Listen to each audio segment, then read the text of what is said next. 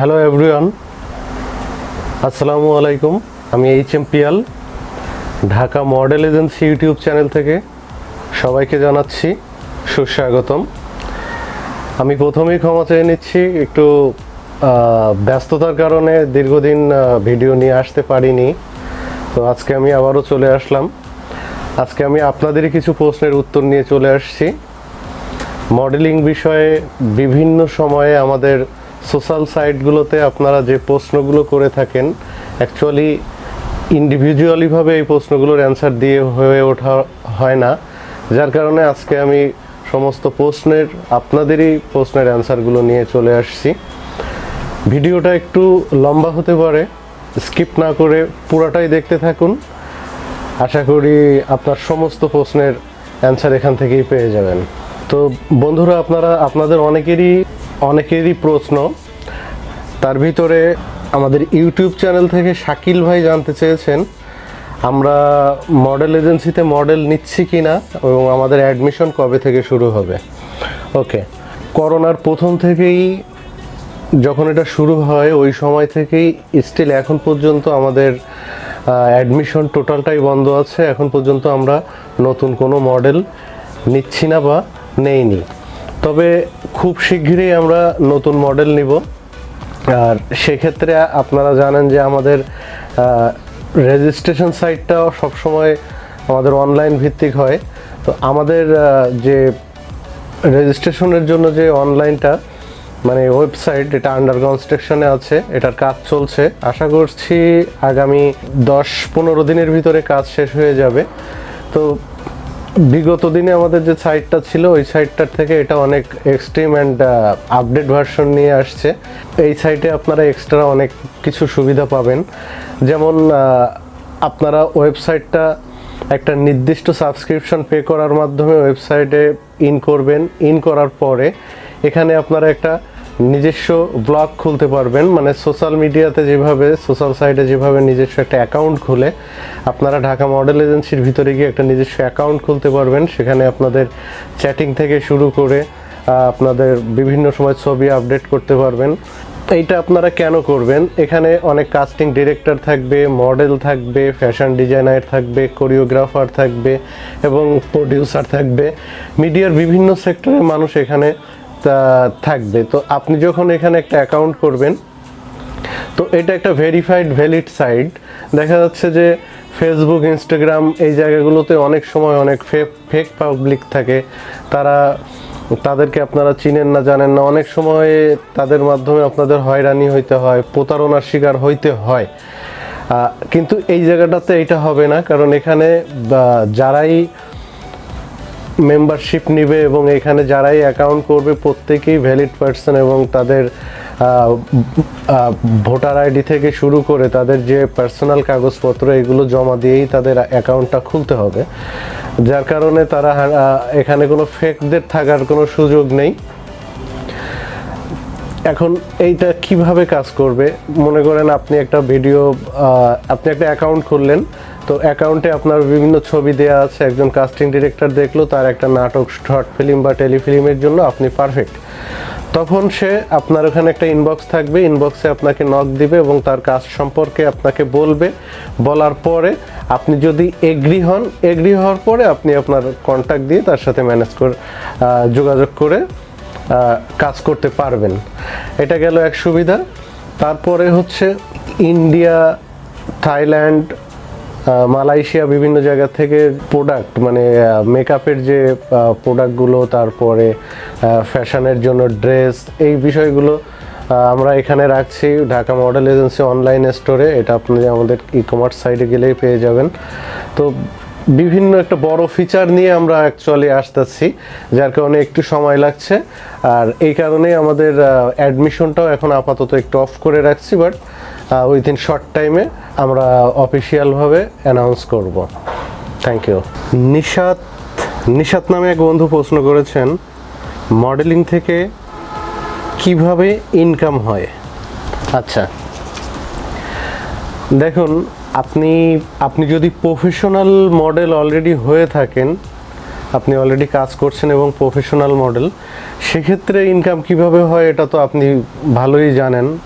যে আপনি একজন যখন প্রফেশনাল মডেল, আপনি যে ব্র্যান্ড হাউজের কাজ করছেন, ওই ব্র্যান্ড হাউস আপনাকে কত পেমেন্টে নিচ্ছে এবং সেই পেমেন্টটা অর্গানাইজারের মাধ্যমে হচ্ছে নাকি একেবারে, এটা পেমেন্টটা দুইভাবে হয়। যে মনে করেন আমার একটা ফ্যাশন হাউস আছে, তো অনেক সময় ফ্যাশন হাউস নিজেই মডেল হায়ার করে, তো মডেল হায়ার করে মডেলদের পেমেন্ট তো ফ্যাশন হাউসই পে করে। সেই ক্ষেত্রে প্রোডাকশন ইউনিট বা ক্যামেরা ক্রু যারা আছে তাদেরকে ফ্যাশন হাউস হায়ার করে, মানে ফ্যাশন হাউস নিজেই অর্গানাইজার হয়। সেই ক্ষেত্রে আপনি পেমেন্টটা ফ্যাশন হাউসের কাছ থেকে পাবেন। আর দ্বিতীয় হচ্ছে ফ্যাশন হাউসগুলো কোনো একজন ফটোগ্রাফার বা কোনো একটা এজেন্সিকে কাজটা দিয়ে দেয় এবং সেই এজেন্সি মডেল হায়ার করে তারপরে শ্যুটটা করে, তখন আপনি পেমেন্টটা ওই মডেল এজেন্সি বা ওই ফটোগ্রাফারের কাছ থেকে পাবেন। এখন বিষয় হচ্ছে যে আপনি কত পেমেন্ট পাবেন। এখন কত পেমেন্ট পাবেন এটা হচ্ছে তার সাথে আলোচনা সাপেক্ষে, তাদের ব্র্যান্ড ভ্যালু কেমন, তাদের প্রোডাকশনের বাজেট কত আছে, মডেলের উপরে তারা কত বাজেট রাখছে, এইটার উপরে ডিপেন্ড করে আপনি পেমেন্টটা পাবেন। এটা এইভাবে আমি বলতে পারবো না যে আপনি কত পাবেন। বাংলাদেশি মডেলিংয়ে একজন ফেমাস মডেল 15, 25, 45, 2 লাখ পর্যন্ত পেমেন্ট পেয়ে থাকে। আর নতুনদের ক্ষেত্রে যারা একেবারে নিউ কামার, আমি পার্সোনালি বলবো যে আপনারা এখনই আপনাদের মাথায় পেমেন্টের বিষয়টাকে রাখবেন না। কারণ দেখেন, আপনি একজন যখন নতুন, আপনাকে আগে কিছু সার্ভিস দিতেই হবে। আপনি এখন এই মুহূর্তে পেমেন্টের চিন্তা করলে আপনাকে অনেক অর্গানাইজারই কাজে নেবে না।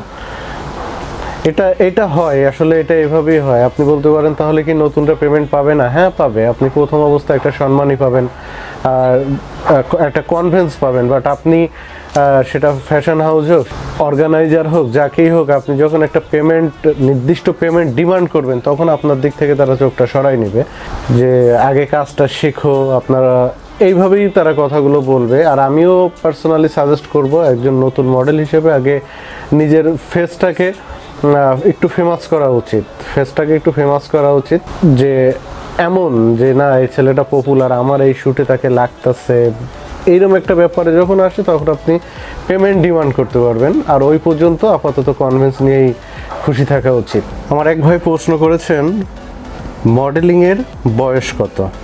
আচ্ছা, মডেলিংয়ের নির্দিষ্ট কোনো বয়স নেই। চাইল্ড মডেল থেকে শুরু করে বেশি এজ যাদের, তারাও মডেলিংটা করতে পারে। এটা ক্যারেক্টার ওয়াইজ মডেলিং। আমি অবশ্য মডেলিং কত প্রকার, কোন বয়সে কোন মডেলিং, এটা নিয়ে আমি একটা বিস্তারিত ভিডিও ইতিমধ্যে দিচ্ছি, আপনারা আমাদের চ্যানেলে ভিডিওটা পেয়ে যাবেন। তারপর আমি বলছি, যারা বেবিদের যে ড্রেস আছে, বেবি ড্রেসের উপরে মডেলিংটা করতে পারে। র্যাম্পের ক্ষেত্রে একটু আলাদা, কারণ এই জায়গাটাতে আপনার 18 থেকে 25, 30 এর ভিতরে হইলে ভালো হয়। যেহেতু এটা স্টেজ পারফর্মের ব্যাপার, হাইটের ব্যাপার, ফিগারের ব্যাপার, তো এই জায়গাটাতে আপনারা একটা ভালো কমার্শিয়াল এজ হইলে ভালো হয়। 18 থেকে 25, 30 হইলেও হয়, এতে সমস্যা নেই। তারপরে আসেন আরেকটু বেশি এজ হইলে, যেমন কর্পোরেট, বিভিন্ন ব্যাংক, বিমা প্রতিষ্ঠানের কর্পোরেট যে মডেলিংগুলো আছে, এখানে বয়স বেশি হলেও কোনো সমস্যা নেই। তো এজের সাথে মডেলিংয়ের কোনো বিষয় নেই, আপনি যে কোনো এজেই মডেলিংটা করতে পারেন। তারপরে আমার এক ভাই প্রশ্ন করেছেন পোর্টফোলিও কোথায় করবেন। আচ্ছা, পোর্টফোলিও করার জন্য ঢাকাতে অনেক স্টুডিও আছে, তারপরে অনেক ফটোগ্রাফার আছে, তাদের কাছ থেকে আপনি পোর্টফোলিওটা করে নিতে পারেন। এখন এই জায়গাটাতে আমি একটা ছোট টিপস দিয়ে রাখি, সেটা হচ্ছে দেখেন, কিছু পাইলে সেই জায়গাটা থেকে দেওয়ার সুবিধাটা সব থেকে বেশি হয়। যেমন আমি আপনাকে উদাহরণ দিয়ে বোঝাই দিচ্ছি। মনে করেন আপনি নিজে যে এমন একটা জায়গাটা থেকে আপনার ফটোশ্যুটটা করলেন, আপনার পোর্টফোলিওটা তৈরি করলেন, যে আপনাকে কোথাও একটা কাজ পাওয়ার জন্য এগিয়ে দিল না, সে শুধু আপনার কাছ থেকে একটা পেমেন্ট নিয়ে আপনার ফটোশ্যুটটা করে দিল। এখানে কিন্তু আপনি উপকৃত হচ্ছেন না। পোর্টফোলিওটা করার আগে আপনি একজন কাস্টিং ডিরেক্টর, তার সাথে যোগাযোগ করুন, যে আপনাকে একটা কাজ পাইয়ে দেবে, আপনি তাকে বলেন যে ভাইয়া আমি পোর্টফোলিওটা কোথায় করব, উনি যখন সাজেস্ট করবে তখন দেখবেন যে ওনার সাথেও আপনার একটা গুড সম্পর্ক হয়ে গেল, আর পাশাপাশি আপনার পোর্টফোলিওটাও হয়ে গেল, আপনি 2 ধাপ এগিয়ে গেলেন। ঠিক আছে, এই জন্য পোর্টফোলিওটা আপনি নিজের ইচ্ছায় করবেন না, কোনো একজন কাস্টিং ডিরেক্টর অথবা ফটোগ্রাফার, কোরিওগ্রাফার কারোর একটা সাহায্য নিয়ে তারপরে আপনি পোর্টফোলিওটা করবেন, এটা আপনার জন্য সব থেকে বেটার হবে। আচ্ছা, তারপরের প্রশ্নটা হচ্ছে মডেলিংয়ের জন্য আলাদা কস্টিউম কিনতে হবে কি? আচ্ছা, মডেলিংয়ের জন্য অবশ্যই আপনাকে আলাদা কস্টিউম কিনতে হবে। এই জন্য কিনতে হবে, আপনি যখন একজন মডেল তখন আপনার বেশভূষা, পোশাক পরিচ্ছদ সব কিছু অ্যাটলিস্ট অ্যাভারেজ পিপলের থেকে, অন্যদের থেকে একটু আলাদা হইতেই হবে। আর আমি আগেই বলছি যে আপনি যখন একজন মডেল তখন আপনার সব থেকে, এই শহরের বা আপনি যেখানেই আছেন ওখানে সব থেকে সুন্দর পোশাকটা, সব থেকে ভালো ব্র্যান্ডের পোশাকটা, আপনার শরীরের সাথে মানানসই পোশাকটা, এইটাই কিন্তু আপনাকে পরতে হবে। আপনি অর্ডিনারি অ্যাভারেজ 10 জন মানুষের মতো পোশাক আশাক পরলে কিন্তু হবে না, আপনাকে একটু স্টাইলিস্ট পোশাক আশাক পরতে হবে, স্টাইলিস্টভাবে চলাফেরা করতে হবে। আর এর জন্য আপনি যেটা করতে পারেন, আপনি যখন একজন মডেল, আপনার জন্য একটা নির্দিষ্ট কস্টিউম ব্যাগ থাকবে, যে কস্টিউম ব্যাগে আপনার সানগ্লাস, আপনার ব্রেসলেট, আপনার জামা কাপড়, আপনার টি শার্ট, আপনার প্যান্ট, আপনার শু, যেগুলো আপনার আলাদাভাবে থাকবে। এখন প্রত্যেকটা শ্যুট যে আপনার নিজস্ব কস্টিউমে হবে তা কিন্তু না, আপনি যখন বিভিন্ন ব্র্যান্ড হাউসের কাজগুলো করবেন ড্রেসগুলো তো তারাই দিবে। এখন আপনি তাদের ড্রেসে শ্যুট করে আবার তাদের ড্রেস তাদেরকে ফিরাই দিলেন, ওইটা হচ্ছে আপনার একটা কমার্শিয়াল স্টেজে আপনি কাজ করছেন অ্যাজ এ আর্টিস্ট হিসেবে, আবার আপনি ওখান থেকে তার ড্রেসটা জমা দিয়ে চলে আসছেন। কিন্তু আপনি একজন নিজে মডেল, সেই নিজে মডেল হিসেবে আপনার একটা প্রপস বক্স বা প্রপসের জন্য আপনার একটা ব্যাগ, এটা আপনার ক্যারি করতে হবে, আপনার মডেলিং রিলেটেড নিজস্ব কিছু ড্রেস আপ থাকতে হবে।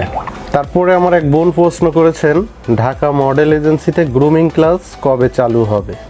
আচ্ছা, ঢাকা মডেল এজেন্সিতে গ্রুমিং ক্লাসটা এখন আপাতত বন্ধ আছে, কারণ আপনারা জানেন যে বিশ্বব্যাপী করোনা প্যান্ডামিকের কারণে গ্রুমিং এটা তো লাইক এস ক্লাস, স্টুডেন্টদের নিয়ে ক্লাস, তো এখানে একটা গ্যাদারিংয়ের ব্যাপার থাকে, তো এটা দীর্ঘদিন যাবৎ বন্ধ আছে এবং আমরা এটা খুব অচিরেই আবার চালু করব। আর এটা চালু করার আগে আমাদের যে অফিসিয়াল ওয়েবসাইটটা, এটা লঞ্চিং করার পরে এটা আমরা চালু করব, কারণ আপনাদের গ্রুমিং ক্লাসে অ্যাটেন্ড করতে গেলে অ্যাপ্লিকেশনটা আমাদের ওয়েবসাইটে করতে হবে। আর আমাদের ওয়েবসাইটটা আমি আগেই বলছি আন্ডার কনস্ট্রাকশনে আছে, এটার কাজ চলছে, এটা হয়ে গেলে আমরা খুব তাড়াতাড়ি এটা ডিক্লেয়ার দিয়ে দেব। এখানে আরেকটা প্রশ্ন আসছে, আমি একটু মোটা, মডেলিং করতে পারবো কি? আচ্ছা, এটাকে বলা হয় plus size modeling. Plus size মডেলিংটা যদি আমি বলি, অ্যাকচুয়ালভাবে আমাদের বাংলাদেশে ওইভাবে এখনও পপুলার হয়নি। প্লাস সাইজ ইন্টারন্যাশনাল স্টেজগুলোতে প্লাস সাইজ মডেলিংটা খুবই জনপ্রিয় এবং তাদের পেমেন্টটাও অনেক হাই হয়। আমাদের দেশে প্লাস সাইজ মডেলিংটা ওইভাবে আসেনি, তবে হ্যাঁ ক্যারেক্টার ওয়াইজ মডেলিংটা আপনি ওইভাবে করতে পারেন। যেমন আপনি যে প্রোডাক্টের মডেলিংটা করছেন, ওই প্রোডাক্টের মডেলিংয়ের জন্য আপনি একটু মোটা হইলে ভালো হয়, তখন আপনি ওইখানে কাস্টিং পাবেন ক্যারেক্টার ওয়াইজ মডেলিংটাতে। তো এইটা অ্যাভেলেবেল না, তো আমাদের দেশের প্রেক্ষাপটে আপনি প্লাস সাইজ মডেলিংয়ের চিন্তাটা এই মুহূর্তে মাথায় নেওয়ার কোনো কারণ নেই। আপনি ডায়েট করেন, জিম করেন, করে আপনার একটা স্লিম ফিগার তৈরি করেন, এটা সব থেকে আপনার জন্য বেটার হবে। আচ্ছা, তারপরে প্রশ্ন হচ্ছে, মডেলিং থেকে অভিনয়ে যাওয়ার সুযোগ আছে কি না? হ্যাঁ, অবশ্যই আছে, শত শত মডেল অভিনয় করছে। আর ফ্যাশন মডেলিং, অ্যাক্টিং, এগুলো খুব কাছাকাছি জায়গা। আপনি দেখবেন যে অনেক ফেমাস টিভি অ্যাক্টর তারা মডেলিং করছে, বিলবোর্ডে শ্যুট করছে, র্যাম্পেও পারফর্ম করছে, এটা অবশ্যই করা যাবে, এটা নিয়ে কোনো নেই। আবার অনেক মডেল তারা অভিনয় করছে এবং তারা এখন মিডিয়াতে অনেক জনপ্রিয়। তো অ্যাক্টিং, মডেলিং, এইটা করলে এইটা করা যাবে না, ওইটা করলে এটা করা যাবে না, এই ধারণাগুলো যদি আপনাকে কেউ দিয়ে থাকে, এটা সম্পূর্ণ রং ধারণা দিচ্ছে, এমন কোনো কারণই নেই। আপনি দুইটা স্টেজেই সমান তালে পারফর্ম করতে পারবেন। আচ্ছা, তারপরে রাইসা তাবাচ্ছুম আপুটা প্রশ্ন করেছে, আমি কিভাবে একজন আন্তর্জাতিক মডেল হতে পারি? ওকে, আপনি আপনি দেশের গণ্ডি পেরিয়ে যখন বিদেশে মডেলিং করবেন, আন্তর্জাতিক মডেলিং স্টেজে পা দিবেন, তার আগে আপনাকে দেশেই পপুলার হতে হবে। আপনাকে আন্তর্জাতিক স্টেজে তারা ইনভাইট তখনই করবে যখন আপনি দেশে পপুলার, আর আপনার সেই হাইট, ফিগার, আপনার সেই কনফিডেন্স সব কিছু আছে, মানে আপনি দেশের মডেলিংয়েই টপ 10-এ আছেন। আপনাকে থাকতে হবে খুব হাই মাত্রার লবিং ছাড়া আপনি আন্তর্জাতিক স্টেজগুলোতে কাজ করতে পারবেন না। আপনি দেশের গণ্ডিতে কাজ করার পাশাপাশি আপনাকে বহির্বিশ্ব সম্পর্কে ধারণা রাখতে হবে। ইন্টারন্যাশনাল স্টেজের ভালো ভালো কোরিওগ্রাফার কারা, সেই কোরিওগ্রাফারদেরকে একটা সময় তো মনে করেন যে শুধু ম্যাগাজিনের পাতাই দেখা লাগতো, এখন পৃথিবী হাতের মুঠোয়। আপনারা ভার্চুয়াল মিডিয়াতে তাদেরকে পেয়ে যাবেন, আপনার ওয়েবসাইট বা গুগলে সার্চ দিয়ে আপনি তাদেরকে পেয়ে যাবেন। আস্তে আস্তে তাদেরকে নক করবেন, একটা যোগাযোগ মেনটেন করবেন। আপনি আপনার সিভি ড্রপ করবেন যে আমি বাংলাদেশে মডেলিং করছি, দিস ইজ মাই ওয়ার্ক, আমি এই কাজগুলো করছি। এই বিষয়গুলো আপনি টোটালভাবে তাদের কাছে উপস্থাপন করবেন। করার পরে একটা পর্যায়ে আপনি ডাক পাবেন।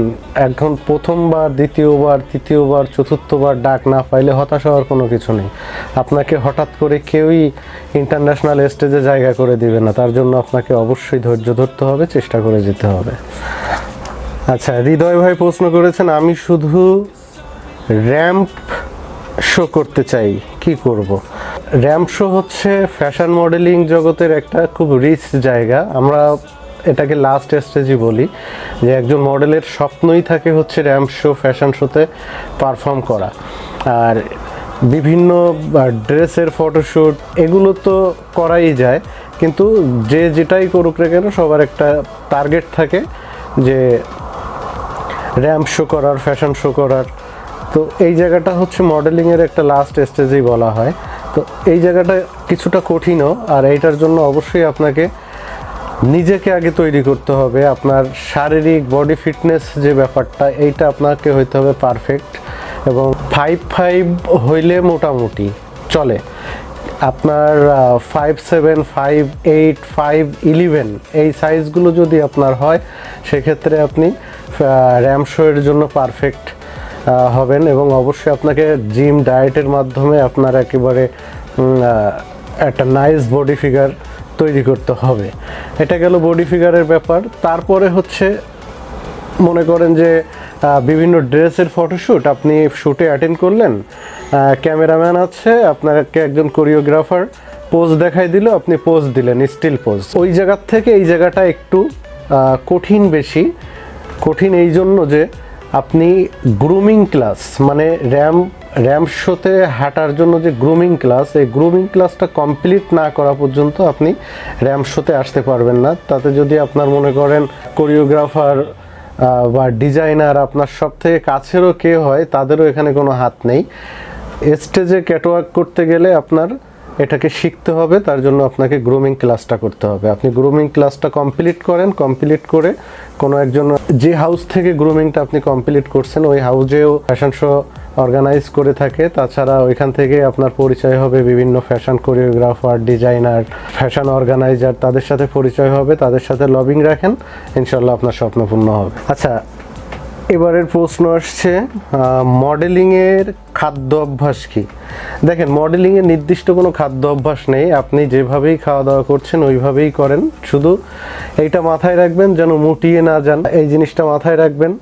আর মডেলিং শব্দটা বা আপনি গ্ল্যামার জগতে ছবিতে যখন কাজ করবেন, আপনার ডায়েটটাকে সাথেই রাখতে হবে এবং খাদ্য অভ্যাসে সবসময় আপনাকে একটু নিয়ম মেনেই খাইতে হবে। এখন দেখা যাচ্ছে যে আপনি রাইতে দিনে 3 প্লেট করে ভাত খাচ্ছেন, অফকোর্স আপনার শরীরে মেদ হবে, স্থূল হবে। এই জিনিসগুলো থেকে আপনারা দূরে সরে আসবেন। আপনারা একটা নির্দিষ্ট সময়ে খাবেন এবং 3 বেলাই খান, কিন্তু অল্প খান, যেন আপনার শরীরটা মুটিয়ে না যায়, আপনার মেদ না বাড়ে। এইগুলো আপনারা অবশ্যই মেনটেন করবেন। আর শরীর চর্চার কোনো বিকল্প নেই। আপনি জিমেও যাইতে পারেন, যদি মনে করেন যে না জিমে যাব না, আপনারা ইউটিউবের বিভিন্ন টিপস পাওয়া যায়, ইয়োগার টিপস পাওয়া যায়, আপনারা ঘরের ভিতরে বসেও করতে পারেন, কিন্তু আপনার শারীরিক ফিটনেসের দিকে আপনাকে অবশ্যই খেয়াল রাখতে হবে। ঠিক আছে? আচ্ছা, এবারে প্রশ্ন হচ্ছে, মডেলিংয়ে নাচ জানা কি জরুরি? না, মডেলিংয়ে নাচ জানা কোনো জরুরি না, এখানে নাচ না জানলেও হবে। এখন বিষয়টা হচ্ছে, আপনি যদি মনে করেন যে আমার মডেলিংয়ে হচ্ছে লাস্ট স্টেজ এবং আমি শুধুমাত্র মডেলিংটাই করব, তাহলে আপনার নাচ জানার কোনো দরকার নেই। এবার আপনি যদি মনে করেন যে না, আমি মডেলিং থেকে অ্যাক্টিংয়ে সুইচ করব, তো অ্যাক্টিংয়ে সুইচ করলে আপনার ওখানে নাচের ব্যাপারটা আসবে। আপনি মডেলিংয়ের পাশাপাশি তাহলে অন্য কোনো একটা ড্যান্স ক্লাসে ভর্তি হয়ে নিতে পারেন, আস্তে আস্তে নাচটাও ইমপ্রুভ করলেন। মডেলিংয়ের পাশাপাশি যখন আপনি অ্যাক্টিংয়ের জায়গাগুলোতে কোনো একটা সুযোগ পাইলেন, তখন আপনার এই নাচটা কাজে লাগবে। ঠিক আছে? আচ্ছা, এবারের প্রশ্নটা হচ্ছে, মডেলিং থেকে আয় কিভাবে হয়, কত হয়? এই প্রশ্নের অ্যান্সারটা আমি ভাইয়া অলরেডি আগেই দিয়ে দিয়েছি। মডেলিং থেকে আয়ের বিষয়টা আপনার এক্সপিরিয়েন্স, আপনি মডেল হিসেবে কতটা ফেমাস, আপনাকে একটা ড্রেস শ্যুটের জন্য কতটা নেসেসারি, এগুলোর উপরেই ডিপেন্ড করে যে আপনাকে আমার কতটুকু দরকার। আপনি যদি একজন ফেমাস মডেল হন, অবশ্যই আপনার শিডিউল আমাদের কিনতে হবে, কিনে আপনাকে ওই শ্যুটে আপনাকে নিতে হবে, সেক্ষেত্রে আপনি একটা স্মার্ট পেমেন্ট পাবেন। তারপরে আমার ফ্যাশন হাউসের বাজেট, মানে আমার ওই শ্যুটের বাজেট যদি কম থাকে, তাহলে আমি একজন নতুন আর্টিস্ট, নতুন মডেলকে আমরা হায়ার করব। সেক্ষেত্রে আপনি প্রথম অবস্থায় আপনাকে মাথায় রাখতে হবে যে আপনি জাস্ট কনফিডেন্স পাচ্ছেন। যতক্ষণ না পর্যন্ত আপনার ফেসটাকে হাইলাইট করতে পারছেন, 10 জন না চিনছে, ততক্ষণ পর্যন্ত আপনি পেমেন্টটা নিয়ে এত চিন্তা করতে পারবেন না। ঠিক আছে? আর তারপরের কথা ছিল কত পেমেন্ট করা হয়। হ্যাঁ, একজন ফেমাস মডেল বাংলাদেশে ফুট অনুযায়ী 10,000 থেকে শুরু করে 2 লাখ পর্যন্ত পেমেন্ট পেয়ে থাকে। একজন নতুন মডেলকে জাস্ট কনফিডেন্স, এটাই মাথায় রাখবেন সবসময়। Thank you. আচ্ছা, তারপরের প্রশ্ন, ক্যারিয়ার হিসেবে বাংলাদেশে মডেলিং কেমন? আমি এর আগের একটা ভিডিওতে এই বিষয়ে ডিটেলস কথা বলেছি। ক্যারিয়ার হিসেবে বাংলাদেশে মডেলিংয়ের জায়গাটা এখনো পর্যন্ত হেলদি না। কারণ এখানে আমি আগের ভিডিওতেও বলেছি যে আপনি যদি চিন্তা করেন যে বাংলাদেশে মডেলিংকে একদম পুরো পেশা হিসেবে নিয়ে এখানে দাঁড়াবেন, এই কাজটা আপনি কখনোই করবেন না। কারণ বাংলাদেশের ফ্যাশন মডেলিং জগৎ পেশা হিসেবে নেওয়ার মতো জায়গাতে এখনও আসেনি। আপনি যদি মডেলিংয়ে এই মুহূর্তে আমি আপনাকে পার্সোনালি সাজেস্ট করব, মডেলিংটাকে আপনি জাস্ট আপনার একটা শখের জায়গা হিসেবে, পার্ট টাইম হিসেবে নেন, এবং পাশাপাশি আপনার কোনো একটা জব বা আপনি স্টুডেন্ট বা কোনো একটা ব্যবসা, এগুলো আপনার থাকুক, পাশাপাশি আপনি মডেলিংটাকে নেন। মডেলিংয়ের উপরে ডিপেন্ড করে এবং এইটার উপরে পুরো টিকে থাকার মতো অবস্থা আমাদের ইন্ডাস্ট্রিতে এখনও হয়নি। যদি কখনো ওই অবস্থা তৈরি হয়, তখন আপনারা মডেলিংকে পুরোপুরি পেশা হিসেবে নিন। আমি আপনাদেরকে এটাও বলে রাখি, অনেকেই আছে তাদের কাছে যারা অর্গানাইজিং বা আমাদের মতো অর্গানাইজার, আমাদের মতো মানুষের কাছেই জিজ্ঞাসা করলে তারা আপনাকে রাতারাতি বহুত স্বপ্ন দেখাই দিবে। মডেলিং একটা বিশাল পেশা, বিশাল কিছু দেখায় আপনাকে ভ্রান্ত পথে নিয়ে যাবে। এই কাজগুলো আপনারা কখনোই করবেন না। আমি যে কথাটা বললাম হয়তোবা এখন আপনার কাছে কেমন লাগছে আমি জানি না। আপনি যখন স্টেজে নামবেন, আপনি যখন এই ফিল্ডে নামবেন, তখন আপনি আমার কথার সত্যতা পাবেন। সো মডেলিংকে পেশা হিসেবে নেওয়ার মতো অবস্থা বাংলাদেশের ইন্ডাস্ট্রিতে এখনো হয়নি। ধন্যবাদ। আচ্ছা, এর পরের প্রশ্ন ছিল, পোর্টফোলিওর জন্য আউটডোর শ্যুট জরুরি নাকি ইনডোর শ্যুট জরুরি? সুন্দর একটা প্রশ্ন করছেন। পোর্টফোলিওর জন্য সবসময় ইনডোর শ্যুট জরুরি। আউটডোর শ্যুট দিয়ে একটা পোর্টফোলিও না করাই বেটার। কারণ আপনি দেখেন, এখন বর্তমানে ফটোগ্রাফারও লাগে না। আপনাদের হাতে যে দামি দামি অ্যান্ড্রয়েড ফোনগুলো আছে এবং আইফোন থেকে শুরু করে যে অন্যান্য যে ফোনগুলো আছে, সেই ফোনগুলোতে একজন বন্ধুকে নিয়ে একটা পার্কে যেয়ে 5টা ছবি উঠাইলেও কিন্তু এটা মডেলিং শ্যুটের মতোই হয়, কিন্তু এটা প্রফেশনাল না। ওইটা আপনি কোথাও জমা দিলেও কাজ হবে না। আপনি যখন একজন মডেল, আপনাকে অবশ্যই একটা ইনডোর স্টুডিও শ্যুট করা লাগবে এবং প্রফেশনাল মেকআপ আর্টিস্ট দিয়ে মেকআপ করে, প্রফেশনাল কোরিওগ্রাফার নিয়ে, প্রফেশনাল ফটোগ্রাফার দিয়ে আপনার একটা শ্যুট করতে হবে। তাইলেই আপনি পোর্টফোলিওটা প্রাণবন্ত হয়ে উঠবে এবং মনে হবে যে না, আপনি প্রফেশনালিভাবে মডেলিংয়েই আসতে চাচ্ছেন। ঠিক আছে? সো আউটডোর ফটোশ্যুট এগুলো আপনি হ্যাঁ, আউটডোর ফটোশ্যুটটা আপনি করতে পারেন। মনে করেন যে আপনি ইনডোর ফটোশ্যুটগুলো তো কঠিন জিনিস, হঠাৎ করেই একটা ছেলে বা একটা মেয়ে স্টুডিও একটা শ্যুটে পোজ দিতে পারে না, অনেক সময় ফলস লুক আসে, বডি ল্যাঙ্গুয়েজ ঠিক থাকে না। আপনারা ট্যানিংয়ের জন্য বিভিন্ন পার্কে যে নদীর পাড়ে যে নিজেরা পোজ দিয়ে দিয়ে ছবি উঠাইতে পারেন, ওইখান থেকে আপনারা অভিজ্ঞতা নিয়ে ইনডোর শ্যুট করেন। তো আপনার প্রশ্নটা ছিল পোর্টফোলিও শ্যুটের জন্য ইনডোর ভালো না আউটডোর ভালো? অফকোর্স ইনডোর শ্যুটটা ভালো। Thank you. আচ্ছা, তারপরে প্রশ্ন, আমি অনেক দিন চেষ্টা করে যাচ্ছি, সফল হতে পারছি না, কি করব? দেখেন, আপনি চেষ্টা করে যাচ্ছেন, সফল হতে পারছেন না, তাহলে আমি বলবো আপনি হয়তোবা ভুল রাস্তা দিয়ে চেষ্টা করে যাচ্ছেন, যার কারণে সফল হচ্ছেন না। আমার মনে হয় বাংলাদেশের ইন্ডাস্ট্রি একমাত্র যেখানে আপনি খুব তাড়াতাড়ি একটা টাইম লাইন তৈরি করতে পারেন। আপনি আমাদের পার্শ্ববর্তী দেশ ইন্ডিয়াতে যান, 135 কোটি মানুষ আছে, ওইখানে আপনার মতো আরও কোটি মানুষ আছে। ওই জায়গাটাতে আপনার জন্য যত কঠিন, বাংলাদেশের জন্য কিন্তু এত কঠিন না। বাংলাদেশ একটা মুসলিম প্রধান দেশ, আর এখানে সবাই মডেলিংয়ের জন্য আসে না। এখানে মডেলিংয়ের অ্যাপ্লিক্যান্টও অনেক কম। আর আপনি যদি প্রপার ওয়ে দিয়ে আসতে পারেন, আপনি খুব তাড়াতাড়ি নিজেকে হাইলাইট করতে পারেন। এখন দেখা যাচ্ছে যে ক্ষুধার্ত মানুষ একজন, আমি নিজেই ক্ষুধার্ত, আপনি আমার কাছে এসে তো খাদ্য চাইতে পারেন না, আমি তো নিজেই না খেয়ে আছি। কথাটা আমি এই জন্য বললাম যে অনেক অর্গানাইজার আছে, অনেক কোরিওগ্রাফার আছে, তারা নিজেরাই হাইলাইট না, তারা নিজেরাই ভুল পথে হাঁটতেছে, তাদের নিজেরই কোনো ফেম নেই। এখন আপনিও যদি ওইখানে যেয়ে পড়েন, তাহলে তো আপনি ডাউন ফেমেরই নিচে পড়ে গেলেন, ঠিক আছে? যার কারণে আপনি সফল হতে পারছেন না। ভুল রাস্তা দিয়ে কোনোভাবে যাওয়ার সুযোগই নেই। আপনি প্রথমে রিসার্চ করেন, আপনাকে আমি আগের ভিডিওতেও বলছি, আগে গবেষণা করেন আপনি কার সাথে কাজ করবেন, রানিং কে আছে। এখন মনে করেন যে এখান থেকে 10 বছর 15 বছর আগে একজন ফেমাস ছিল, এখন বর্তমানে সে কাজ করছে না, ঘরে বসে থাকে। এখন আপনি যদি তার পিছনে যেয়ে বসে থাকেন, তো আপনারও সারা জীবন ঘরেই বসে থাকা লাগবে। বর্তমান সময়, প্রতিযোগিতার সময়, এখন কে কাজ করছে, কে কত দূর আগায় যাচ্ছে, আপনি তার সাথেই কাজ করেন, তাকে ফলো করেন। এটা হচ্ছে আমার সাজেশন। আচ্ছা, এর পরের প্রশ্ন ছিল বিকিনি সুইমস্যুট মডেলিংয়ের ভবিষ্যৎ। দেখেন, আমি প্রথমেই নিষেধ করছি, আপনি আমাদের দেশের প্রেক্ষাপটে বিকিনি মডেল, সুইমস্যুট মডেল এগুলি করার চিন্তা ভাবনা করেন না। এই জায়গাটা আমাদের দেশে এখনও তৈরি হয়নি।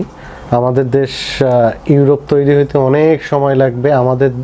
আমাদের দেশ, আমাদের সোসাইটি, এই প্রেক্ষাপটে আপনি বিকিনি শ্যুটগুলো মাথা থেকে ফেলে দেন, এগুলো দরকার নেই। তবে হ্যাঁ, আমাদের দেশে যে বিকিনি মডেল নেই তা না, তারা আছে।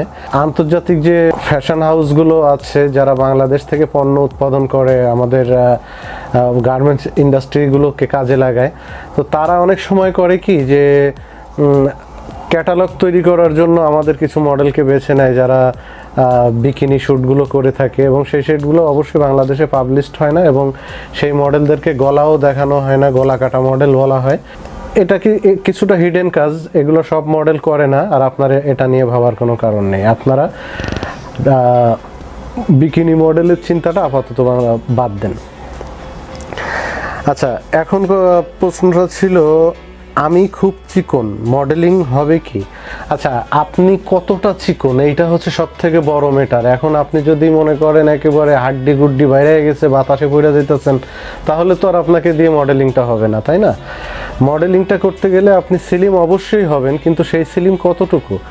আপনি যে একটা কোম্পানির ড্রেস পরে দাঁড়াচ্ছেন, ওই ড্রেসটা ক্যারি করার মতো ফিগার আপনার আছে কিনা, ওই লুকটা আপনার আছে কিনা, এতটুকু পর্যন্ত থাকতে হবে। অবশ্যই স্লিম ইজ বেটার, বাট মনে করেন যে একেবারে পুরা কঙ্কাল বের হয়ে গেছে, এটা নিয়ে মডেলিংটা হবে না। আচ্ছা, তারপরে প্রশ্ন হচ্ছে, পোর্টফোলিও করতে কত খরচ হয়? পোর্টফোলিও করতে বিভিন্ন খরচেই পোর্টফোলিও করা যায়। এটা হচ্ছে লাইক আপনি যতটা চিনি দিবেন ততটা মিষ্টি হবে, এমন টাইপের। এখন দেখা যাচ্ছে যে শুধু একজন ক্যামেরাম্যান নিয়ে মেকআপ ছাড়া একটা পোর্টফোলিও করলেন, ওইটা এক ধরনের হবে। এখন মনে করেন যে আমি আপনাকে সাজেস্ট করব, আপনি পোর্টফোলিও মানুষ একবারেই করে, প্রথম আপনি যে মডেলিংয়ে স্টার্ট করার জন্য বিভিন্ন জায়গায় সিভি জমা দেওয়ার জন্য আপনি যে শ্যুটটা করেন এটা পোর্টফোলিও শ্যুট। তো আমি চাই এই পোর্টফোলিও শ্যুটটাতে আপনারা কোনো রকম ছাড় দিবেন না, আপনারা ঢাকার সব থেকে ভালো স্টুডিওটা বেছে নেন। ওখানে ফ্যাশন কোরিওগ্রাফার, তারপরে যে আপনাকে স্টাইল পোজগুলো দেখাই দিবে, একজন ভালো মেকআপ আর্টিস্ট এবং ভালো ফটোগ্রাফারের হাতে আপনি যখন এই শ্যুটটা করবেন তখন আপনার পোর্টফোলিওটা প্রাণবন্ত হয়ে উঠবে। আপনি বাংলাদেশের যে কোনো কনজিউমার হাউস থেকে শুরু করে যে কোনো এজেন্সিতে জমা দিলে ওইটার একটা আলাদা ভ্যালু আপনি পাবেন, আর নর্মাল করলে ওই জিনিসটা আপনি পাবেন না। তো তার জন্য খরচের যে ব্যাপারটা সেটা হচ্ছে একদম নর্মালি আপনি যদি করেন, মিডিয়াম নর্মাল যদি আপনি করেন 6 থেকে 7 হাজার টাকায় আপনি একটা পোর্টফোলিও করতে পারবেন। আর একটা ভালো মানে রিচ একটা পোর্টফোলিও যদি করেন আপনি সেক্ষেত্রে 15,000 টাকা বাজেট রাখতে পারেন, তাহলে আপনার ফটোশ্যুটটা প্রাণবন্ত হবে। ধন্যবাদ। আচ্ছা, এখন প্রশ্নটা হচ্ছে বাংলাদেশের ভালো ফটোগ্রাফার কারা? দেখেন, বাংলাদেশে এখন অনেক ভালো ভালো ফটোগ্রাফার আছে যাদের নাম বলতে গেলে আমি অনেকগুলো নাম বলতে হবে। আপনি টপ ফটোগ্রাফার অফ বাংলাদেশ লিখে গুগল করতে পারেন। আদারওয়াইজ যাচাই বাছাই করে নেওয়ার জন্য আমাদের একটা গ্রুপ আছে, ঢাকা মডেল এজেন্সি একটা গ্রুপ আছে, এই গ্রুপটাতে আপনি জয়েন্ট হয়ে যেতে পারেন। জয়েন্ট হয়ে আপনি এখানে ফটোগ্রাফার হায়ার করতে পারেন। সেক্ষেত্রে আপনাকে অজস্র ফটোগ্রাফার আপনাকে নক দিবে এবং ওখানে আপনি অজস্র ফটোগ্রাফারকে পাবেন, তাদের কাজ দেখতে পাবেন। তারপরে আলোচনা সাপেক্ষে পেমেন্ট উইথ তাদের কাজ দেখা সব কিছু মিলে যখন আপনার সুইটেবল হবে তখন আপনি একটা শ্যুট করে নিতে পারেন। আর সময়ের সাথে সাথে মানুষের চিন্তা ভাবনা, মানুষের সব কিছুই চেঞ্জ হয়। এখান থেকে বিগত দিনে যেসব ফটোগ্রাফাররা আছে অনেক পুরাতন, তাদের থেকে এখনের নতুন ফটোগ্রাফারদের কাজ আরও স্মুথ, কারণ তারা বিশ্ব সম্পর্কে আরও অনেক বেশি জানে, তারা ক্যামেরা সম্পর্কে আরও অনেক বেশি জানে আগের থেকে। সো আপনারা এই জিনিসটাও মাথায় রাখবেন। আর বেস্ট ফটোগ্রাফার অফ বাংলাদেশ লিখে আপনি গুগল করতে পারেন, ভালো ফটোগ্রাফার পেয়ে যাবেন।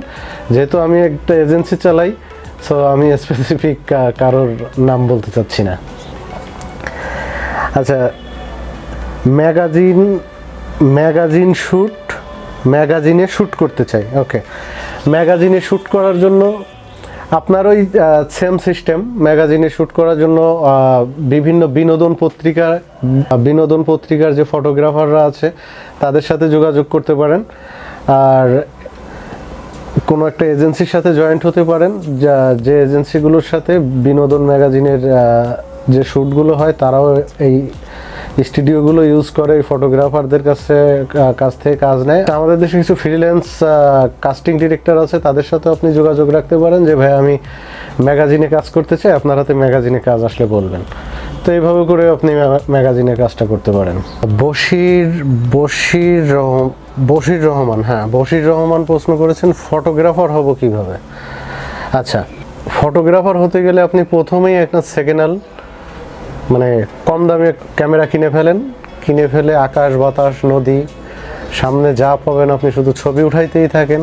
আস্তে আস্তে আপনার হাত ঠিক হয়ে যাক, আপনি শাটার স্পিড, ক্যামেরা আইএসও, এই টেকনিক্যালি বিষয়গুলো বুঝে ফেলেন। তারপরে আপনি অনেক সিনিয়র ফটোগ্রাফার ভাইদের দেখা পাবেন, আপনার সাথে পরিচয়ও হবে বা আপনার সাথে পরিচয় আছে, তাদের সাথে যোগাযোগ করে তাদের বিভিন্ন ইভেন্টে যান, তাদের সাথে অ্যাসিস্ট করতে একসময় আপনি নিজেই হয়ে যাবেন। It's simple. আচ্ছা, তারপরের প্রশ্ন হচ্ছে পোর্টফোলিও বানাইছি, এখন কি করব? সুন্দর প্রশ্ন।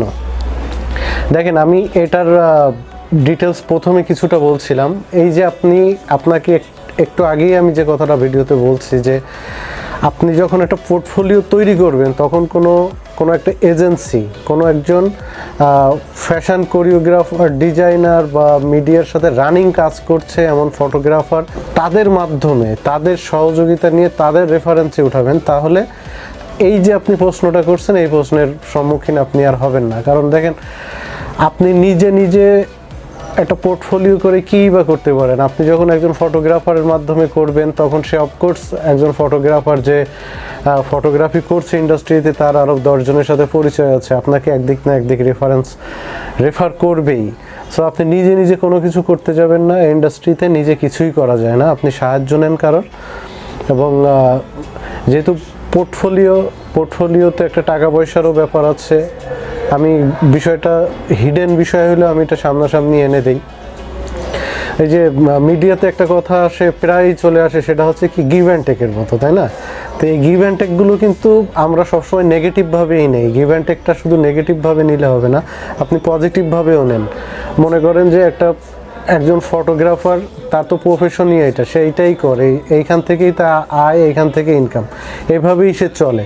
এখন মনে করেন যে 15,000 টাকা বা 10,000 টাকার একটা পোর্টফোলিও আপনি ফটোগ্রাফারের মাধ্যমে করলেন, উনি কোনো একটা স্টুডিও হায়ার করে ওইখানে কিছু টাকা দিয়ে, ওনার পরিশ্রম দিয়ে আপনাকে করে দিল, বিপরীতে ওনার পকেটে কয় টাকা গেল। এখন আপনার মাধ্যমে তার পকেটে কয় টাকা গেল, মানে আপনি কিন্তু তার চোখে একটু আলাদাভাবেই থাকবেন এবং সে সবসময় চাবে আপনাকে কোথাও একটু প্রমোট করা যায়। এখন যদি আপনাকে দিয়ে তার 50 পয়সার উপকার না হয়, কে কার জন্য 1 মিনিট ফোন করে কথা বলে? এগুলো কিন্তু আসলে হিডেন বাস্তবতা। এই জিনিসগুলো অনেকেই বুঝে না। আমাকেও অনেকে বলে যে ভাই আমি তো পোর্টফোলিও করে ফেলছি, এখন কি করব, আর কিভাবে আপনার সাথে কাজ করা যায়। দেখেন, যখন আমাকেও এই প্রশ্নটা করে তখন আমিও কিছুটা থেমে যাই, যেটা বাস্তবতা, অনেস্টলি স্পিকিং। এটা হচ্ছে যে ওই ছেলে বা ওই মেয়েটা যদি আমার মাধ্যমে পোর্টফোলিওটা করতো, নিশ্চয়ই তার থেকে আমার 2 টাকা ইনকাম হইতো। আর তার থেকে যখন আমার 2 টাকা ইনকাম হইতো, তখন কিন্তু আমি অবশ্যই তার ব্যাপারটা একটু আলাদাভাবে দেখতাম। এইটাই হচ্ছে give and take. Give and take মানে যে নেগেটিভভাবে সব কিছু নেওয়া হয় সেইটা না, ঠিক আছে? আর এটা হচ্ছে প্রফেশনাল ওয়েতে আমি কথাটা বললাম। আর এই সূক্ষ্ম ব্যাপারগুলো অনেকেই জানে না বলে তারাই বলে যে ভাই দীর্ঘদিন চেষ্টা করছি, কিচ্ছু হচ্ছে না, শুধু ভুল পথে যাচ্ছি। আপনাকে টেকনিক জানতে, আজকের জামানায় দেখেন ওয়ার্ল্ড ওয়াইড সব পারমাণবিক বোমা নিয়ে বসে আছে সারা পৃথিবীর বড় বড় রাষ্ট্রগুলো। কই, তারা তো বোমা মারে না, তারা বোমাগুলো রেখে দিয়ে ব্রেনের খেলা করে। এই ব্রেনের খেলাগুলো আপনাকে শিখতে হবে ইন্ডাস্ট্রিতে টিকে থাকতে গেলে। আশা করি আমার কথা বুঝতে পারছেন। আচ্ছা, এখন প্রশ্ন ছিল মডেলিং করতে চাই, যোগাযোগ করব কিভাবে? ওই সেম একই কথা বললাম, মডেলিং করতে চাই, যোগাযোগ করবেন কিভাবে? আপনি গুগলে যান, গুগলে গিয়ে সার্চ দেন মডেল এজেন্সি ইন বাংলাদেশ। এখানে আপনি অনেকগুলো মডেল এজেন্সি পাবেন। মডেল এজেন্সি পাওয়ার পরে আপনি সেই মডেল এজেন্সিদের যে গুগলে আপনি যে লিঙ্কগুলো পাচ্ছেন, ওখানে তাদের সোশ্যাল সাইটগুলো পাবেন। সোশ্যাল সাইটগুলোতে ঢু মারেন, তারা বিগত দিনে কি কাজ করছে, তাদের কাজের আপডেট আছে কি না, কাদের সাথে কাজ করছে, ওই সবগুলো আপনি ওইখানেই আপনি পেয়ে যাবেন। বাট যেগুলোতে কোনো আপডেট নেই, কাজের কোনো নেই, তারা নিত্য নতুন কাজ করছে কি না, তাদের সাথে যোগাযোগ করবেন না অবশ্যই, ঠিক আছে? আর যারা কাজ করছে তাদের সাথে যোগাযোগ করেন, যোগাযোগ করার পরে তাদের সাথে মিট করেন, মিট করার পরে তাদের অ্যাক্টিভিটিস কি, তাদের টোটাল সব কিছু জিজ্ঞাসা করেন, তারা আপনাকে কি কমিটমেন্ট দিচ্ছে, এভরিথিং সব কিছু যদি সুইটেবল মনে হয় অফকোর্স আপনি কাজ করেন। আর আপনি যদি আন্ডার 18 হন, সেটা ছেলে হন আর মেয়ে হন, অবশ্যই আপনি যার সাথেই যোগাযোগ করবেন, যেখানেই যাবেন আপনার অভিভাবককে অবশ্যই নিয়ে যাবেন, ঠিক আছে? তারাও আপনার থেকে অবশ্যই তারা অনেক বিচক্ষণ, তারা সব কিছু বুঝতে পারবে যে আসলে এরা ফেক কিনা, এখানে তাদের আপনাকে কাজে দেওয়া যাবে কিনা। এই টোটাল অ্যানালাইজগুলো করে তারপরে আপনি কাজ শুরু করেন। আর যোগাযোগের ক্ষেত্রে ওই তো যেটা বললাম, আপনি গুগলের মতো সহজ মাধ্যম আর কোনো কিছুই নেই। গুগলে যান, মডেল এজেন্সি ইন বাংলাদেশ লিখে সার্চ করেন, আপনি এখান থেকে হেল্প পেয়ে যাবেন। ধন্যবাদ। আচ্ছা, তারপরের প্রশ্ন হচ্ছে কি নাম, রিয়া। হ্যাঁ, রিয়া বলছে আমার বয়স 14 বছর, আমি কিভাবে শুরু করব? হ্যাঁ, আপনি প্রশ্নের অ্যান্সারটা আমি একটু আগেই দিচ্ছি। আপনি গুগলে যে সার্চ দেন মডেল এজেন্সি হিসেবে বাংলাদেশে কারা আছে তাদের সাথে যোগাযোগ করেন। আর আপনার বয়স অনুযায়ী, আপনি যেহেতু একজন মেয়ে এবং আপনার বয়স কম, সেটা কারোর সাথে সাক্ষাৎ থেকে শুরু করে কাজ পর্যন্ত প্রত্যেকটা জায়গাতে আপনার অভিভাবককে নিয়ে যান। অভিভাবক ছাড়া কোথাও যাবেন না, কাজ করবেন না, ঠিক আছে? এরপরেও যদি আপনার গাইডলাইন দরকার হয়, আপনি যে ইউটিউবে আমার কথাগুলো শুনছেন, এখানে আমাদের কন্ট্যাক্ট নাম্বারটা আছে, কন্ট্যাক্ট নাম্বার নিয়ে আপনি আমাকে ফোন করতে পারেন। আদারওয়াইজ ফেসবুকে ঢুকতে পারেন, ঢাকা মডেল এজেন্সি লিখে সার্চ করতে পারেন, আমাদের পেজ গ্রুপ পেয়ে যাবেন, ওখানে আপনি অনেক ইনফরমেশন পেয়ে যাবেন, আপনার জন্য উপকার হবে আশা করি। এরপরে প্রশ্ন হচ্ছে আমার বাচ্চার বয়স 4 বছর, ওকে দিয়ে আমি মডেলিং করাতে চাই। ও ফাইন, কিউটি বেবি। বাচ্চাদের মডেলিং এর জন্য সেম ভাবে আপনারা আপনার পরিচিত যদি কোনো ফটোগ্রাফার, কোরিওগ্রাফার, কোনো এজেন্সি থাকে সেখানে যোগাযোগ করেন। আর যদি এটা না থাকে আপনি গুগল করেন, গুগলে মডেল এজেন্সি লিখে সার্চ দেন। আর রিসেন্টলি বাংলাদেশে লিটল স্টার মডেল এজেন্সি নামে একটা নতুন মডেল এজেন্সি হয়েছে, যেখানে শুধুমাত্র ছোট বাচ্চাদের নিয়ে কাজ করে। আপনি গুগলে যে সার্চ দিলে তাদেরকেও পেয়ে যাবেন। ওনারা চিটাগাংয়ে কাজ করতো আগে, চিটাগাংয়ে বাচ্চাদের নিয়ে ফ্যাশন শো করাইতো, ইদানিং তারা ঢাকাতেই আছে, ঢাকাতেও করে। এখানে এভাবে আপনারা এখান থেকে হেল্প পেতে পারেন। এরপরের প্রশ্ন হচ্ছে, আমি অনেক ছেলে কোরিওগ্রাফার আমাকে বাজে অফার দেয়। আচ্ছা, এখানে আপনি বাজে অফার বলতে আপনি কি বোঝাইতে চাইছেন আমি এটা যেমন বুঝতেও চাই না, আর এটা নিয়ে কথা বলতেও চাই না। আমি শুধু এটুকু বলতে চাই, আপনাকে যারা বাজে অফার দেয় তাদের থেকে দূরে থাকুন, যে বাজে অফার না দেয় তাদের সাথে কাজ করুন। এটা হচ্ছে, এছাড়া আমার কিছু বলার নেই। আচ্ছা, তাবাচ্ছুম বলছে কি কাজ করব, সবাই শুধু গিভ অ্যান্ড টেকের কথা বলে। ওকে, এটা একটা মিডিয়ার সচল ভাষা। গিভ অ্যান্ড টেকটাকে আমরা আসলে এই জায়গাটাতেই এনে বেশি ইউজ করি, কিন্তু গিভ অ্যান্ড টেক, যে দেওয়া এবং নেওয়া, এই শব্দটা শুধুমাত্র মিডিয়াতে না, এটা কর্পোরেট থেকে শুরু করে জীবনের প্রতিটা স্টেজেই এই জিনিসটা ব্যবহার হয়। এখন গিভ অ্যান্ড টেক, কেউ আমার জন্য কাজ করছে, তাকে আমি টাকা দিচ্ছি, এটাও গিভ অ্যান্ড টেক। এখন গিভ অ্যান্ড টেক বলতে আপনি যে জিনিসটা বোঝাচ্ছেন এটা আমি বুঝতে পারছি। এখন এমন পাবলিক মিডিয়াতে অবশ্যই আছে, অনেক আছে। আমার এখানে আমি শুধু একটা সাজেস্টই করতে পারবো যে এটা যুগের পর যুগ যাবৎ চলে আসছে মিডিয়াতে গিভ অ্যান্ড টেক। তো এই শব্দগুলোর উৎপত্তি এই জায়গাতেই না, এটা অন্য সব সেক্টরেই আছে। এখানে অনেকে এটাকে বাজেভাবে ব্যবহার করে, ইভেন বাজেভাবে ব্যবহার করে না, অনেকে বাজেভাবে এটাকে এক্সিকিউটও করে। এখন বিষয়টা হচ্ছে, স্রোতের বিপরীতে তো আর আমরা কেউ যাইতে পারবো না। আমি চাইলেই পুরো সব কিছু উল্টাই দিতে পারবো না, আপনিও চাইলে সব কিছু উল্টাই দিতে পারবেন না। সিস্টেম একটা তৈরি হলে ওই সিস্টেমের পথ দিয়েই সবাই যাওয়ার চেষ্টা করে, এভাবেই হয়। এখন আমি শুধু আপনাকে সাজেস্ট করবো যে ভাই, কোনো রকম নেগেটিভ, দুর্নীতি, কোনো বাজে কিছু, এমন কোনো কিছু থাকলে আপনি জাস্ট সরে যান, মুভ এ সাইড, অন্য রাস্তা দিয়ে যান, এটা সব থেকে বেটার। এখন আপনি মনে করেন যে রামপুরা থেকে মতিঝিল যাবেন, এখন সারা রাস্তা দেখছেন কুকুর ঘেউ ঘেউ করছে। এখন প্রত্যেকটা কুকুরকে যদি আপনি ঢিল মারতে থাকেন, তাহলে আর আপনার এই জীবনে মতিঝিল যাওয়া হবে না। সো আপনি ঢিল না মেরে আপনি সাইড কেটে চলে যান, আপনি সাকসেস হবেন। এরপরের প্রশ্নটা হচ্ছে, আমি মডেলিং করতে এসে সেক্সুয়াল হ্যারেজ হয়েছি, কি করব? ওকে, আপনি প্রথমেই রং পার্সনের সাথে যোগাযোগ করছেন, আপনার কিছু ভুল এবং আপনার বিচক্ষণতার অভাব ছিল বলেই আপনি এই দুর্ঘটনার শিকার হয়েছেন। এখন আপনাকে আমি যেটা সাজেস্ট করতে পারি, আপনি অবশ্যই এটা একটা ফৌজদারি অপরাধ, এবং এটার জন্য আপনি অফকোর্স আপনি পুলিশের সহযোগিতা নেবেন। এটার জন্য আপনার প্রশাসনিক সাহায্য নেওয়াই সব থেকে বেটার হবে। আচ্ছা, তার প্রশ্ন হচ্ছে, আমি গরিব, আমি কি মডেলিং করতে পারবো? আচ্ছা দেখেন, গরিব আর ধনী বলে কোনো কিছু নেই, ইচ্ছা শক্তি দিয়েই মানুষ অনেক দূর আগায় যায়।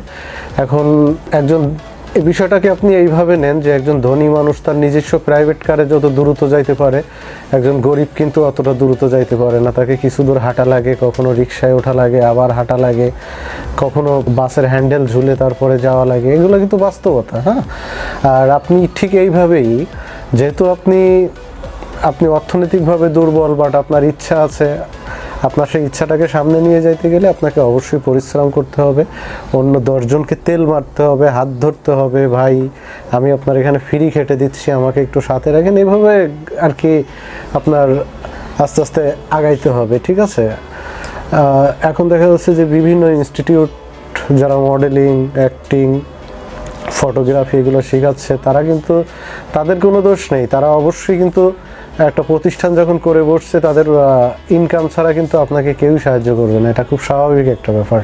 ইভেন মি, কারণ একটা অফিস ভাড়া আছে, অনেক কিছু আছে, এইভাবে করে কেউ যখন এই খরচগুলো থাকে, কেউই ফ্রি সার্ভিস দিতে চায় না। তো এই জায়গাগুলোতে আপনাদের অবশ্যই যারা মোটামুটি এটা শেখার জন্য একটু কাজ করার জন্য যারা নতুন আছেন আপনাদের জন্য একটু কঠিন হবে, বাট চেষ্টা ছাড়েন না, কেউ না কেউ আগায় আসবেই। একদিন 2 দিন 3 দিন যারা শ্যুট করছে তাদের সেটে যেয়ে বসে থাকুন, ভাই আমি এটা একটু আগাই দিচ্ছি, এভাবে করে আপনি পারেন। এটা আই থিঙ্ক আপনি যে প্রশ্ন করছেন আপনি আমার থেকে ভালোই জানেন, এটা আপনারা সবসময় এইভাবেই মাথায় রেখেন। তারপরের প্রশ্ন হচ্ছে যে আমি মিডিয়াতে অনেক বাটপার আছে, আমি চিনব কিভাবে? দেখেন, মিডিয়াতে অনেক বাটপার আছে, আপনি চিনবেন কিভাবে? ট্রিক্স হচ্ছে সিম্পল ট্রিক্স হচ্ছে এটা খুব কঠিন একটা জায়গা, মিডিয়া খুব কঠিন একটা জায়গা এবং পপুলারিটি পাওয়া অনেক কঠিন একটা কাজ, ঠিক আছে? আপনি কিন্তু কালকে সকালবেলা যদি চিন্তা করেন যে আমি কোনো একটা ব্যবসা করব, আস্তে আস্তে ব্যবসা করে এক জায়গায় বড় হয়ে যেতে পারবেন, কিছু টাকা কামাইতে পারবেন। পপুলারিটি এমন একটা জিনিস, এইটা কিন্তু আপনাকে হুট করে আপনার হাতে এসে ধরা দিবে না, ঠিক আছে? এটা ধরা দিতে আপনাকে সময় লাগবে। আর যেখানে পপুলারিটির ব্যাপার আছে, জনপ্রিয়তার জন্য মানুষ অনেক দৌড়াদৌড়ি করে, এইসব সেক্টরে বাটপার অবশ্যই আছে। বাটপারগুলো বিশেষ করে মিডিয়া বাটপার চিনতে গেলে আপনাকে কেউ যদি এক জায়গার উপরে তারকা বানাই ফেলতে চায়, কালকেই তোমার শুটিং আছে, কালকে এইটা করে ফেলবে, তুমি তো 2 দিন পরে বাংলাদেশের বিশাল কিছু হয়ে যাচ্ছে, এরকম কিছু প্রলোভনযুক্ত কথাবার্তা আছে, এগুলো আপনারা অবশ্যই বুঝতেই পারেন। এইসব মানুষ থেকে দূরে থাকেন। আপনারা সবসময় মাথায় রাখবেন যে সাফল্যের কোনো শর্টকাট নেই, হঠাৎ করে এখানে কেউই উঠতে পারে না, আর কেউ যদি উঠাইতে চায় সে নিজেও উঠতে পারে না, সে রাস্তায় দাঁড়ায় আপনারা ঠেলাঠেলি করতেছে, ঠিক আছে? আপনাকে উঠতে গেলে অনেক পরিশ্রম করতে হবে, আর এক রাতেই কোনো কিছু হবে না, শিখতে হবে, জানতে হবে, আস্তে আস্তে আগাইতে হবে, ঠিক আছে? প্রপার গাইডেন্স দরকার হচ্ছে, আর এরকম একজন গাইডম্যান অবশ্যই আপনারা ম্যানেজ করে নেবেন। আর এখনের জন্য এই প্রজন্মের জন্য সব থেকে বড় প্লাস পয়েন্ট হচ্ছে গুগল মামা। আপনারা যে কোনো বিষয় গুগল মামার কাছ থেকে জেনে নেবেন, তারা আপনাকে অবশ্যই ভালো সাজেস্ট করবে এবং এখান থেকে আপনারা উপকৃত হবেন। সুপ্রিয় বন্ধুরা, আপনাদের পোস্টগুলো অনেক থাকার কারণে ভিডিওটা একটু লম্বাই হচ্ছে, কিন্তু আশা করি আপনারা উপকৃত হচ্ছেন। এবং শুধু এটুকু বলতে পারবো, এই এপিসোডের পুরো ভিডিওটা দেখলে মডেলিং সম্পর্কে আপনার জমে থাকা অনেক প্রশ্নের অ্যান্সার পেয়ে যাবেন এবং খুবই উপকৃত হবেন। তো এ পর্যায়ে আমি আবারও চলে যাচ্ছি প্রশ্ন উত্তর পর্বে। আমাদের এখনের প্রশ্ন হচ্ছে ফ্যাশন কিউ কি? আচ্ছা, ফ্যাশন কিউ হচ্ছে যখন কোনো একটা স্টেজে ফ্যাশন শো হয়, নির্দিষ্ট একজন ডিজাইনার তার ড্রেস দিয়ে মডেলদেরকে একটা গান বা একটা ইনস্ট্রুমেন্টাল মিউজিকের মাধ্যমে যে পারফর্মটা কমপ্লিট করে ওইটাকে এক ফ্যাশন কিউ বলে। যেমন একটা ফ্যাশন শোতে কখনো কখনো 6টা কিউ হয়, কখনো কখনো 10টা কিউই হয়, সেটা টাইম, সময়, প্রোগ্রামের বাজেট এগুলোর উপরে ডিপেন্ড করে। তো ফ্যাশন কিউ হচ্ছে ফ্যাশন ডিজাইনারদের পোশাক পরিধান করে ওই পোশাকটাকে লাইভ করার জন্য যতটুকু টাইম লাগে ওইটাই হচ্ছে একটা ফ্যাশন কিউ। এখনের প্রশ্ন হচ্ছে, আমি ভাইয়া সিলেট থাকি, কিভাবে মডেলিং করব? ওকে, দেশের ঢাকার বাইরের থেকে মডেলিং করতে হইলে আপনি ফ্রিল্যান্সার হিসেবে করতে পারেন। আর সেটা এইভাবে হতে পারে যে আপনি যদি ঢাকাতে কোনো পার্মানেন্ট থাকেন, ইউনিভার্সিটিতে পড়েন বা কোনো জব করেন, তো এটার ফাঁকে ফাঁকে করতে পারেন। আর যদি মনে করেন যে না ভাই আমি ঢাকাতেই থাকি না, আমি সিলেটেই থাকি, মডেলিংটা ঢাকাতে করতে চাই, তো সেক্ষেত্রে ঢাকাতে আপনি কোনো একটা এজেন্সির সাথে জয়েন্ট থাকবেন, ওই এজেন্সি আপনাকে জানাবে আপনার কবে কাজ আছে। তো আপনাকে মনে করেন যে 5 দিন বা 1 সপ্তাহ আগে জানাই দিল যে অমুক তারিখে আপনার একটা শ্যুট আছে। এখন আপনি দেখেন ঢাকাতে আপনার কোনো রিলেটিভ আছে কিনা, আপনি আপনার রিলেটিভের বাসায় এসে উঠতে পারেন, আদারওয়াইজ আপনি কোনো একটা হোটেলে উঠতে পারেন, উঠে তারপরে ওই কাজটা করে আপনি আবার ব্যাক করতে পারেন। এটা হচ্ছে সহজ ওয়ে। তারপরে প্রশ্ন হচ্ছে, মডেলিং করতে কি গ্রুমিং ক্লাস করতেই হবে? দেখেন, প্রফেশনাল মডেল হইতে গেলে একাডেমিক একটা শিক্ষার অনেক বেশি জরুরি, ঠিক আছে? কারণ গ্রুমিং ক্লাসটা করলে আপনি অনেকভাবে উপকৃত হবেন। কিভাবে স্টেজ ক্যাটওয়াক করতে হয়, নিজেকে কিভাবে প্রেজেন্ট করতে হয়, পোর্টফোলিও লুকটা কিভাবে দিতে হয়, আপনি একটা ড্রেসের শ্যুট করবেন, কিভাবে ওই ড্রেসের পোস্টটা দিতে হয়। এখানে যদি আমি ভেঙে বলি যে গ্রুমিংটা কেন দরকার হয়, এখন আপনি একটা পাঞ্জাবি শ্যুট করছেন, এখন এক পাঞ্জাবি পরে কোন লুক বা আপনার বডি ল্যাঙ্গুয়েজ, আপনার এক্সপ্রেশন কেমন হওয়া দরকার, এটা কিন্তু গ্রুমিং ক্লাস থেকেই জানবেন। আর আপনার যদি গ্রুমিংটা না থাকে, আপনি অ্যাজ ইউজুয়াল পাঞ্জাবি একটা পরে কাইথেট সোজা দাঁড়াইলেন, এটা কিন্তু হবে না। ঠিক আছে? যে কোনোভাবে দাঁড়াইলে হবে না, কারণ আপনি একটা জিনিস বুঝতে হবে যে কোনো একটা প্রফেশনাল ব্র্যান্ড হাউস আপনার মাধ্যমে তার কোটি টাকার একটা কোম্পানি সেই কোম্পানির ড্রেসটাকে প্রমোট করবে, আপনি ওই ড্রেসটাকে আপনার শরীরে নিয়ে প্রমোট করবেন। তো এটা করতে গেলে আপনাকে একদম ফুল প্রফেশনালভাবে বডি ল্যাঙ্গুয়েজ দিয়ে ওই পাঞ্জাবিটাকে প্রমোট করতে হবে। এই জায়গাটাতে কিন্তু কোনো নন প্রফেশনাল লোকরা যদি পারতো তাহলে তো যে কেউ মডেল হয়ে যেত। ঠিক আছে? তো সাজেস্ট হচ্ছে আপনি যদি একজন প্রফেশনাল মডেল হতে চান, মাস্ট আপনাকে একটা গ্রুমিং ক্লাস করতে হবে। এবং সেই গ্রুমিং ক্লাসটা মনে করেন যে 2 দিন হয় মডেলিং করছে, এখনও পর্যন্ত সে মডেলিংয়ের মটাও ভালো জানে না, 3 দিনের মাথায় ঢাকাতে একটা গ্রুমিং ক্লাস খুলে বসে আছে। এইসব লোকজনের কাছে যাবেন না। যারা এখন পর্যন্ত হাই ভোল্টেজ শো উপহার দিচ্ছে, তারা দেশে বিদেশে ফ্যাশন শো করছে, এই জাতীয় একজন কোরিওগ্রাফার বেছে নেবেন। ঠিক আছে? সেক্ষেত্রে আপনাদের জন্য ভালো হবে। আর গ্রুমিং ক্লাসটা আপনাকে অনেক উপকার করবে। সেটা মডেলিং স্টেজ না, আপনি কর্পোরেট জগতে যদি জব করতেও যান, ওইখানে আপনার কথা বলা, আপনার ভঙ্গিমা, আপনার বসা, মাঝে মাঝে অনেক কর্পোরেট কোম্পানি আছে তারা বাংলাদেশের ফ্যাশন কোরিওগ্রাফারদেরকে হায়ার করে তাদের যে এমপ্লয়ি আছে তাদেরকে গ্রুমিং করায়। তার একটা কারণ হচ্ছে ক্লায়েন্টদের সাথে কিভাবে কথা বলতে হয়, ভদ্রতা, অনেক কিছু এখানে শেখার আছে। ঠিক আছে? এই জিনিসগুলো আপনারা সব সময় মাথায় রাখবেন। তারপরে পাড়ার একটা চার দোকানে যেও আপনি কিভাবে বসছেন, ওইখানে আপনার বসার অ্যাটিটিউডটা কেমন, আপনি কোথায় কিভাবে বসছেন, আপনার ভিতরে একটা বডি ল্যাঙ্গুয়েজ চলে আসবে যখন আপনি একটা গ্রুমিং ক্লাস কমপ্লিট করবেন। সো অফকোর্স সাজেস্ট করবো, একটা আপনি যদি একজন মডেল হতে চান, একটা ভালো পোর্টফোলিও করেন, একটা গ্রুমিং ক্লাস করেন। ঠিক আছে? আচ্ছা, এরপরের প্রশ্ন হচ্ছে আমি একজন শো স্টপার হতে চাই। ও মাই গড, আপনি একজন ফ্যাশন শো স্টপার হতে চান। এখন ফ্যাশন শো স্টপার বলতে আমি আপনাকে বোঝাতে চাই আপনি একজন গাড়ির ড্রাইভার হতে চান। ঠিক আছে? ফ্যাশন শো এর টোটাল মডেলদেরকে যারা গাইড করে, ক্যাপ্টেন যে, তাকেই শো স্টপার বলা হয়। এখন শো স্টপার হইতে গেলে আগে আপনাকে একজন মডেল হইতে হবে এবং বেস্ট মডেল হইতে হবে। ঠিক আছে? যে আপনি যে কোনো ড্রেসে, যে কোনো ভঙ্গিতে নিজে তো শো ক্যাটওয়াক করবেনই, প্লাস আপনার সাথে যে কো আর্টিস্ট যারা আছে তাদেরকে গাইড করা, তারা কোথায় যে দাঁড়াবে, কি করবে, তাদের স্টেজে কোনো ভুল হইলে ওই ভুলটাকে কিভাবে আপনি রিকভার করে নিয়ে নামতে পারেন। মানে এটা শো স্টপার বলতে আপনি একজন ক্যাপ্টেন। তো এই ক্যাপ্টেনটা হতে গেলে আগে আপনাকে একজন শুধু মডেল হইলেই হবে না, আপনাকে একজন গুড বেটার এক্সপিরিয়েন্স ওয়ালা মডেল হতে হবে। তারপরে একটা সময় যে আপনি একজন শো স্টপার হতে পারবেন। ধন্যবাদ। এরপরে একজন প্রশ্ন করেছেন ফ্যাশন শোতে ড্রেস কোথা থেকে আসে। ওকে, সুন্দর প্রশ্ন।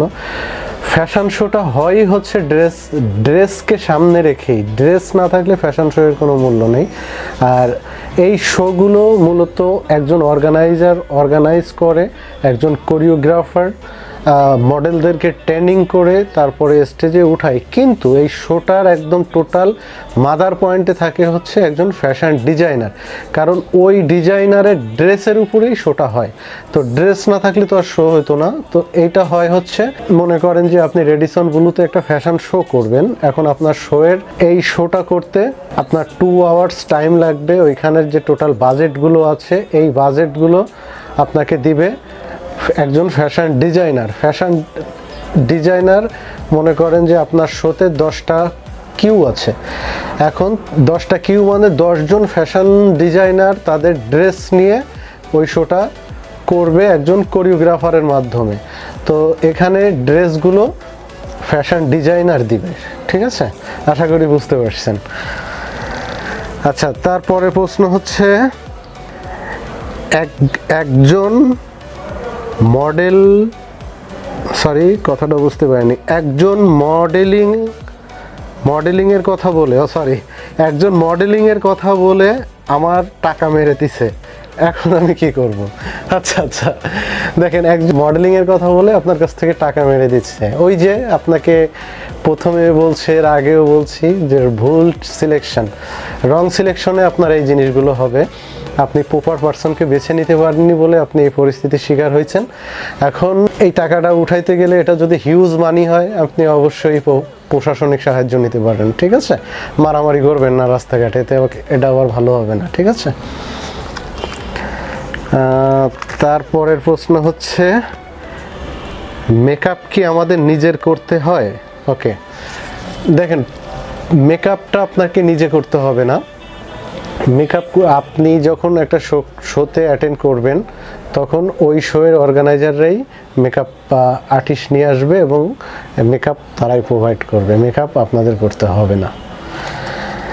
এরপরে প্রশ্ন হচ্ছে আপনাদের এজেন্সি কত সাল থেকে? আচ্ছা, আমাদের এজেন্সি 2012 সাল থেকে এখন পর্যন্ত চলছে। Thank you very much.